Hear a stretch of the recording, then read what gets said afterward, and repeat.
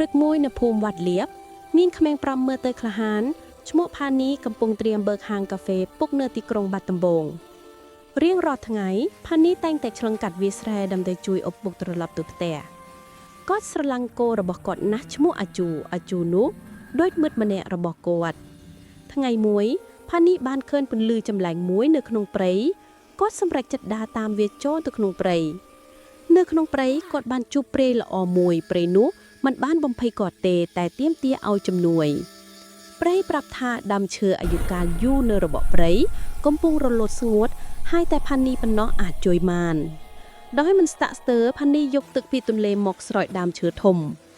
ពេលទឹកប៉ះដល់ឫសឈើដើមឈើបានភ្លឺឡើងវិញជីវិតបានត្រឡប់មកវិញព្រៃបានអរគុណផានីហើយផ្ដល់ពន្លឺពិសេសមួយឲ្យផានីស្រឡាញ់ច្រើនដើម្បីឲ្យមានសំណាងក្នុងមួយជីវិត